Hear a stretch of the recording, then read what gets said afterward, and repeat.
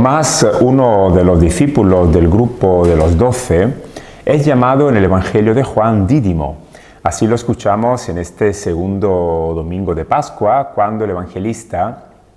lo indica con este apodo, que quiere decir gemelo. ¿Pero gemelo de quién? Hay que tener en cuenta todo el Evangelio de Juan, cuando en el episodio de Lázaro, cuando Jesús ha sido disuadido por sus discípulos para que no vaya a Jerusalén, en Judea, porque quieren matarlo, Tomás es el único discípulo que dice, vamos también nosotros a morir con él. Por eso Juan el evangelista lo llama Dídimo, el gemelo de Jesús, es decir, aquel que está dispuesto a morir con el Maestro, a dar la vida como el Maestro. Solo que para Tomás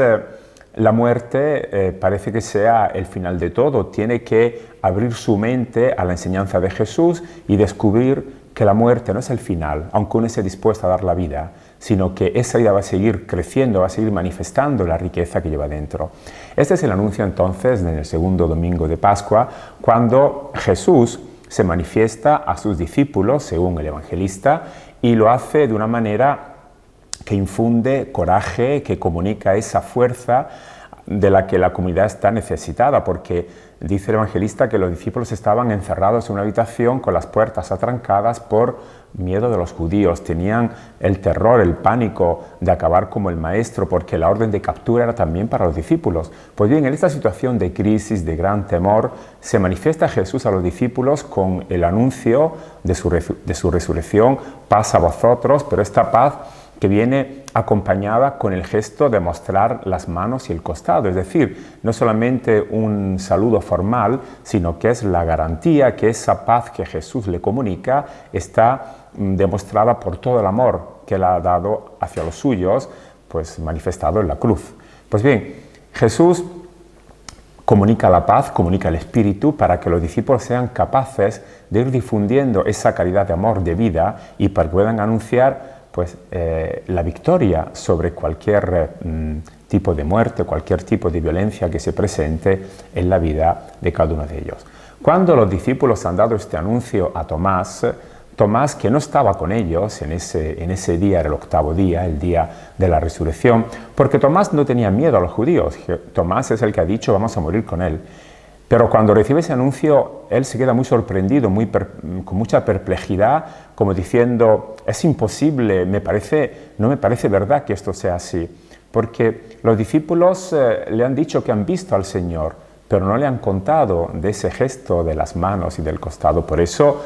Tomás pide una prueba, dice, si no veo pues las llagas de sus manos, o las heridas de sus manos o las llagas de su costado, no creeré. Él está exigiendo la misma prueba que han tenido estos discípulos. Pues bien, dice el evangelista que 8 días después, siempre en este día, en el primer día de la semana, en el día de la resurrección, cuando la comunidad se reúne para celebrar esa victoria de la vida, que Jesús se manifiesta de nuevo. Y lo hace siempre con ese saludo, con esa paz, y se dirige a Tomás para que él pueda constatar en primera persona esa victoria sobre la muerte y esa presencia viva del Señor en medio de ellos. Pero Tomás, ante la voz del Maestro, no constatará esa presencia metiendo sus manos en las llagas o en las heridas, y como han demostrado,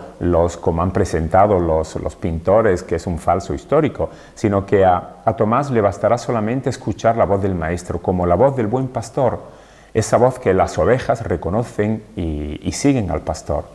Y Tomás pues pronunciará la más alta profesión de fe de todo el Evangelio, Señor mío y Dios mío. Eso es lo que realmente Tomás ha reconocido, que ese hombre, Jesús de Nazaret, que ha sido ajusticiado por las más altas autoridades religiosas del pueblo, que ha sido condenado como un malfactor, pues que en ese hombre se manifiesta ahora toda la grandeza de la condición divina. Es el Señor y es el Dios con nosotros. Jesús invitará a Tomás a que siga creyendo sin tener necesidad que ver. Jesús pronunciará esa bienaventuranza, dichosos los que sin necesidad de tener que ver todo esto puedan creer, se puedan dar cuenta de la calidad del amor del Padre que Jesús ha manifestado con su vida. De esto se trata entonces, ser comunidades que saben manifestar esa fe,